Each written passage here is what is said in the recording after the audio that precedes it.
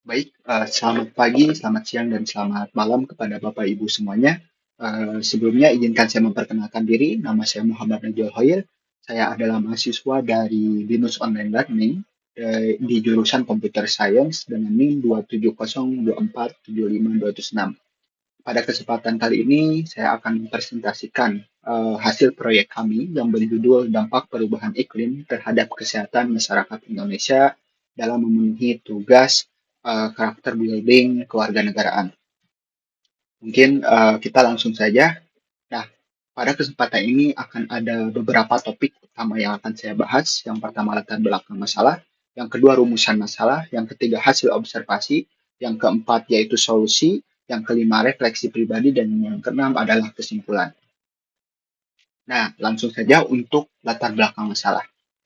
Perubahan iklim sudah berpengaruh bukan hanya terhadap global ataupun ini sudah bukan lagi isu global tapi sudah isu yang dapat kita rasakan di hari-hari termasuk masyarakat Purwakarta khususnya yang telah saya lakukan observasi ya. Dan ini telah menjadi permasalahan selama lebih dari 65 tahun dan mempengaruhi berbagai aspek, bukan hanya kesehatan, tapi juga ekonomi, sosial, bahkan tentunya lingkungan tempat tinggal kita. Dan fenomena ini merupakan isu yang kompleks yang memerlukan pendekatan multidisiplin untuk menangani masalah ini. Lalu data hal tersebut juga didukung dengan data yang disediakan oleh BMKG yang mana terjadi peningkatan suhu rata-rata bulanan di Indonesia pada tahun 2023 apabila kita bandingkan dengan periode 1991 sampai 2020. Dan tentunya data tersebut dan juga fenomena ini sudah bukan hal yang bisa kita remehkan lagi dan perlu diperhatikan secara lebih serius. Seperti itu untuk latar belakang masalahnya. Lalu selanjutnya untuk di rumusan masalah.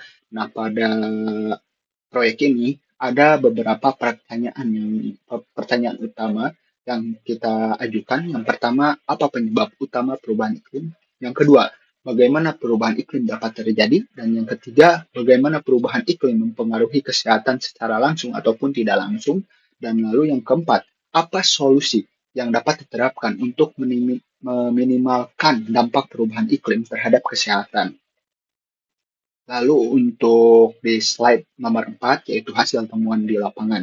Nah, setelah dilakukan observasi dan juga wawancara oleh saya, khususnya untuk masyarakat daerah Purwakarta, yang pertama ada beberapa poin penting. Yang pertama, peningkatan suhu.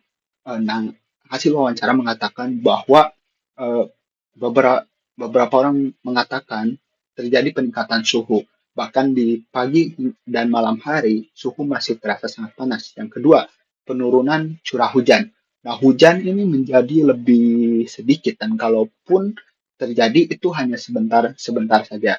Yang ketiga, dampak kesehatan. Tentunya karena suhu yang lebih panas, maka orang-orang merasa lebih cepat lelah, lalu dehidrasi, bahkan tidak jarang terdampak penyakit seperti flu, demam, dan juga penyakit lainnya. Lalu yang keempat, dampak terhadap lingkungan. Uh, di sini kita daerah Purwakarta, menurut mereka tidak jarang mereka melihat kolam ikan, sawah-sawah yang mengering di saat musim kemarau yang mungkin disebabkan oleh curah hujan yang berkurang gitu. Seperti yang tadi saya sebutkan sebelumnya. Lalu untuk kesadaran masyarakat. Nah, kesadaran masyarakat di daerah Purwakarta khususnya itu masih sangat minim atau sangat rendah. Dan contoh paling gampang itu mereka masih banyak yang membuang sampah sembarangan dan juga proses pengolahan sampah tersebut masih tidak sesuai dengan ketentuan yaitu membakar sampah tersebut sehingga menciptakan polusi udara yang dapat merusak eh, lingkungan. Dan selanjutnya untuk poin nomor 6 yaitu untuk sosialisasi dan juga kampanye bahkan program-program itu masih sangatlah kurang dan mereka hanya banyak mengajak ataupun membuat konten-konten tanpa membuat program aksi nyata seperti itu. Dan yang terakhir dari hasil wawancara mengatakan bahwa generasi Z atau Gen Z itu lebih peduli, lebih mengetahui, lebih teredukasi terhadap isu lingkungan ini, namun dorongan untuk melakukan aksi nyatanya itu masih sangatlah kurang. Nah, dari permasalahan-permasalahan yang telah saya sebutkan sebelumnya, maka ada beberapa solusi yang saya coba ajukan. Yang pertama, edukasi masyarakat. Edukasi masyarakat ini sangatlah penting karena dengan masyarakat yang teredukasi, maka mereka akan lebih aware terhadap masalah ini. Mereka akan mencoba bergerak dengan hal-hal yang mungkin simpel seperti membuang sampah pada tempatnya, beralih ke transportasi yang lebih ramah lingkungan, bahkan tidak menggunakan kendaraan pribadi, tapi menggunakan transportasi umum sehingga mengurangi gas emisi karbon. Lalu juga mereka mungkin akan lebih terdorong untuk melakukan aksi nyata. Dan yang kedua, yaitu menggunakan teknologi ramah lingkungan. Seperti sebelumnya, yaitu menggunakan eh, kendaraan yang lebih ramah lingkungan, mobil listrik misalnya, atau motor listrik. Lalu juga mereka menggunakan teknologi yang dapat mengolah sampah menjadi lebih baik. Ya, dan itu sudah banyak di Indonesia sekarang. Lalu yang ketiga, misal mereka lebih menggunakan eh, apa device-device yang lebih ramah lingkungan. Lalu yang ketiga, kebijakan pemerintah. Nah, ini kebijakan pemerintah juga sangat berperan penting di sini karena eh, pemerintah sebagai eh, bagian yang dapat mengontrol seperti terhadap swasta, pabrik-pabrik swasta khususnya untuk daerah Purwakarta yang merupakan daerah industri, bisa bisa diberlakukan aturan untuk menggunakan minimal 30% listriknya itu dari energi yang terbarukan dan juga bisa memberikan fasilitas transportasi umum yang menggunakan energi yang terbarukan seperti bus listrik.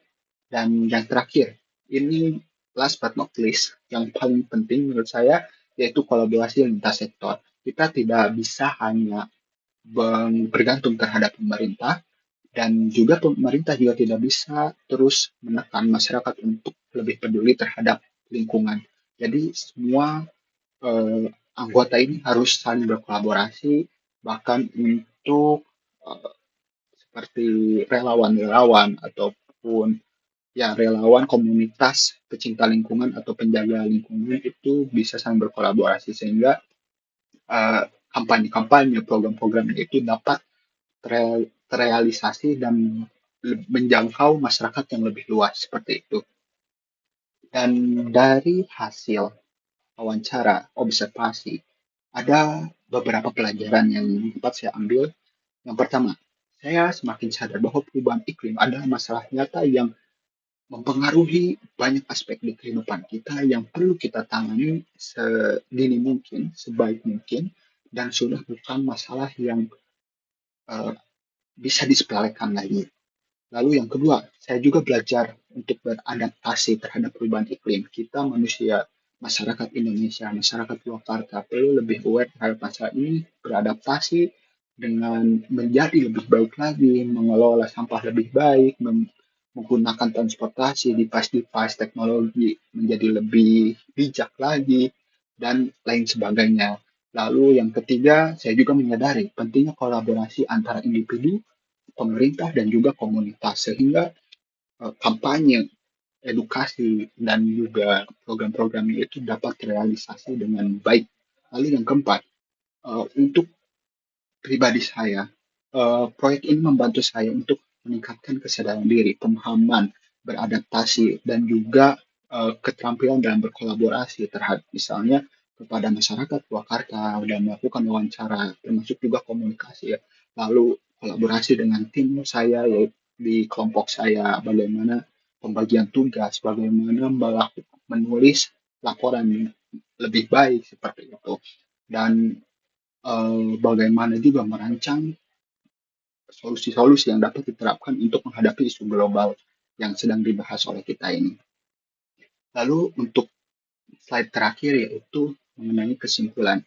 Nah, dari semua hal yang telah saya bahas, maka dapat disimpulkan bahwa perubahan iklim telah memberikan dampak nyata, bukan hanya isu global yang jauh di sana, tapi sudah masuk ke kehidupan kita termasuk orang tua karena yang mana mereka menjadi lebih gampang lelah, ekonominya terganggu, terus kehidupan sosialnya juga terganggu, dan bahkan tentunya lingkungan juga menjadi lebih buruk, lebih kotor, terus juga berpengaruh terhadap keadaan alamnya itu menjadi hujan menjadi lebih rendah curah hujannya, lalu hal tersebut juga maka tentunya perlu diatasi dengan edukasi, kebijakan-kebijakan yang pro iklim, serta partisipasi aktif dari berbagai elemen masyarakat, pemerintah, dan juga komunitas agar perubahan ini mimpi-mimpi kita untuk bumi yang lebih baik, lebih sehat lagi dapat terrealisasi, dapat tergapai.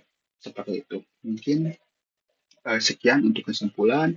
Selanjutnya saya tutup saja untuk presentasi kali ini. Terima kasih dan selamat malam.